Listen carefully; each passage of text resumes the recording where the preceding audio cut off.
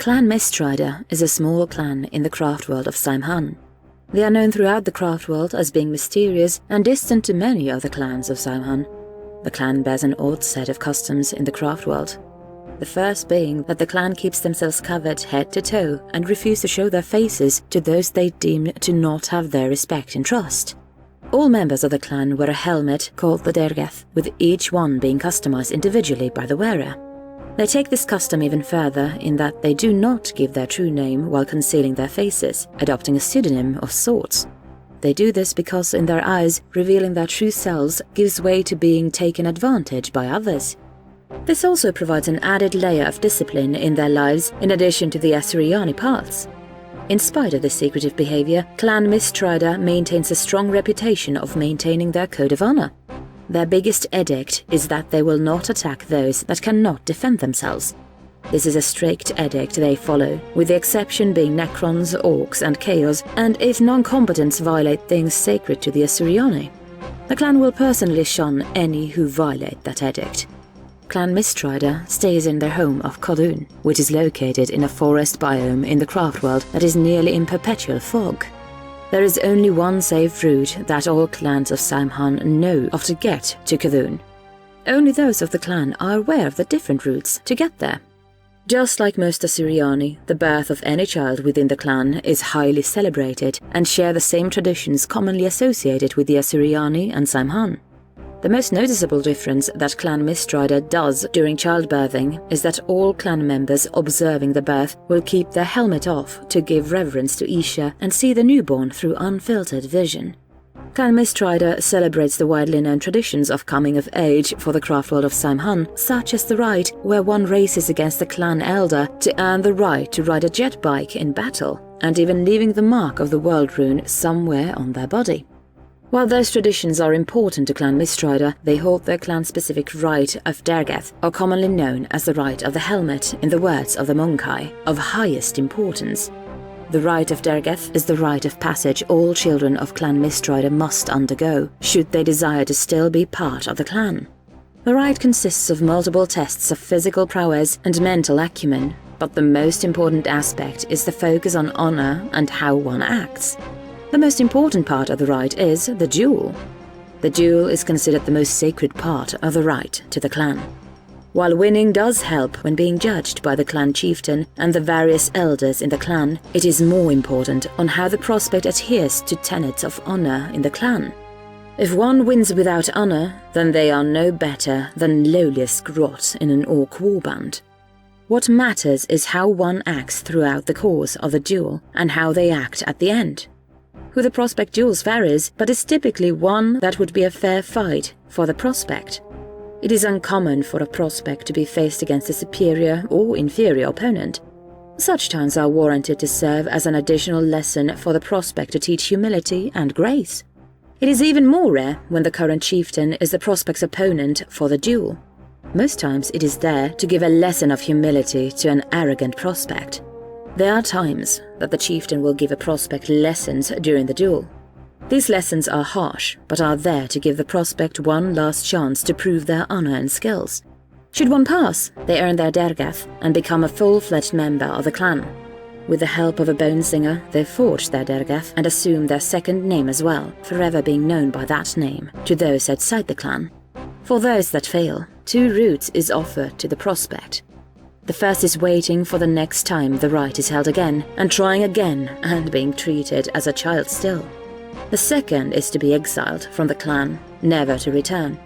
These 2 choices aren't always both given, as there are times that the prospect has shown so much dishonor during the rite that they will simply be exiled. Clan Mistrider's unique etiquette practices derives around the Dergeth as well. When around outsiders of the clan and or those they do not respect, they will keep their helmet on along with their war gear during the entire time they are within the presence of those groups of individuals. Should one be forced to eat or drink in the presence of those they do not respect, they will pull out a veil to hook along the front of their helmet and then will remove the faceplate. This will still obscure their face, but allow one to eat and drink. If one must be in a more formal occasion, they will don robes and facial coverings that are ornate and uniquely tailored to the wearer. Many design their robes to have the world rune of Samhain and have designs such as wisps or mists that befits their clan name. They will still cover their face and identity to those they do not trust or respect, but will be garbed in a far more quote-unquote diplomatic way.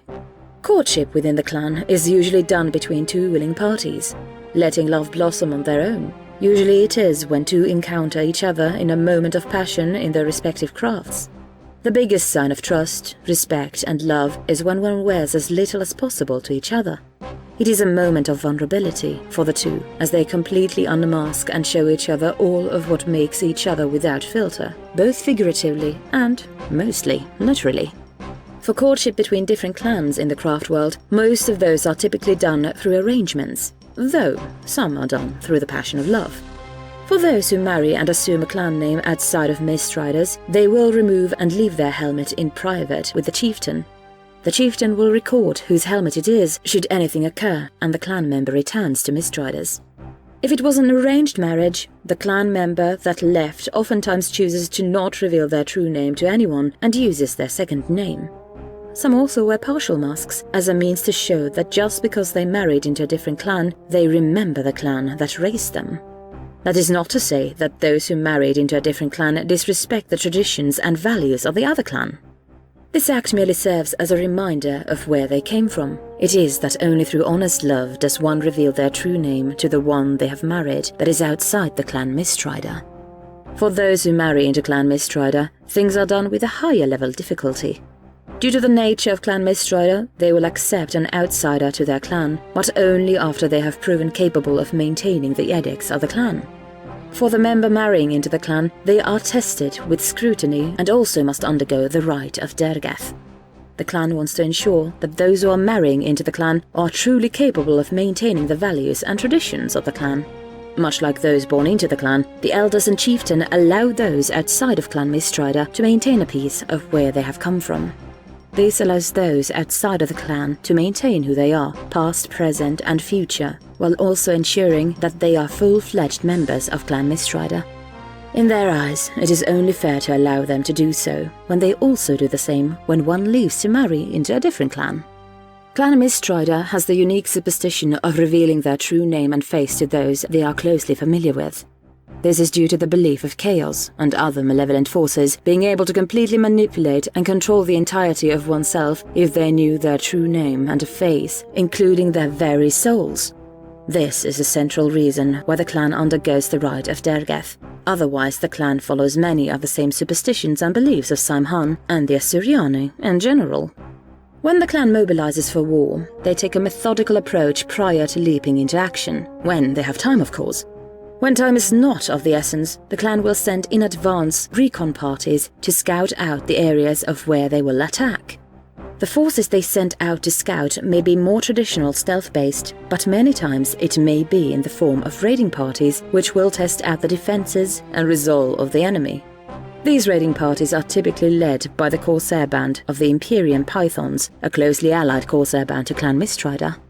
Sabotage and other similar tactics aren't typically used by the clan, but it isn't unheard of for clan Mistrider to employ such tactics when deemed necessary and proper to do so, based upon their code of honor. When the clan does go on the attack, regardless of whether they have made preparations beforehand, they strike in the typical Samhain fashion, that is, to attack swiftly and as hard as possible. This is not to say that they don't choose diplomacy should it be needed. On the rare occasion that the offending party are those that are deemed non-combatants, settlers, farmers, colonizers, etc., they will approach with a warning and a means to make reparations. They only do this once, and if the offending party does not make a timely response, they will come in and wipe out the entire settlement, much in a similar manner as the massacre of Gnosis Prime. They do this with a heavy heart, as it does conflict with their code of honor to never attack those who cannot defend themselves, though such is life in a galaxy of unending war. One of the clan's greater notes of renown was the time when they unexpectedly came to the aid of beleaguered Imperium forces on the world of Bralta IV. The planet was under siege by members of a Chaos Warband owing allegiance to Ahriman's prodigal sons. The planet was near the breaking point and Imperium forces were outnumbered and isolated. Just as when hope seemed lost and it was apparent no reinforcements would arrive, Clan Mistrider and their allies came forth to save the Imperial forces on the planet. They zipped and darted across the battlefield, attacking the weak points of the enemy forces with deadly grace. The clan chieftain of the time, Talon Mistrider, eventually made way to the leader of the warband, a sorcerer of chaos, and engaged in a deadly duel. The spear of the chieftain clashed against the sword of the sorcerer. Spells were thrown from the sorcerer and shots were fired from the respective weapons of both parties. What seemed like hours of combat was done in a matter of minutes, and Talon landed the finishing blow on the sorcerer with a decapitating strike. With their leader slain, it did not take much for the enemy forces to dissolve and retreat. When Talon was asked by the Imperium commander of Bralta IV why she came, she simply replied in High Gothic, "I came to repay a debt." Her and her forces swiftly left as fast as they came to avoid potential Imperial reprisal. The rites of death in Clan Mistrider are a unique affair. While they do follow many other traditions typically associated with the Asuryani and Saimhan, there are a few unique aspects Clan Mistrider partakes in. When one of the clan dies, those of the clan will do their best to retrieve the body. If that is not possible, the helmet and soulstone of the deceased, with the soulstone taking highest priority, will be recovered. If the body is recovered, it is harvested of any and all organs and body parts that could be useful for another in the clan or the craft world as a whole. After that is done, the body is mummified in parchment that tells the tale of the deceased, and then the body is burned. The panoply of the deceased is given to the chieftain of the clan, and the chieftain will then decide if anything will be distributed to the clan of the craft world as a whole. Oftentimes the items will be held on to and only given to those the chieftain believes is emulating the life of the deceased. The helmet is placed in a hall in Kadun, where the other helmets of the deceased are placed. Should the helmet not be recovered, it is left empty to give a solemn reminder of how they died.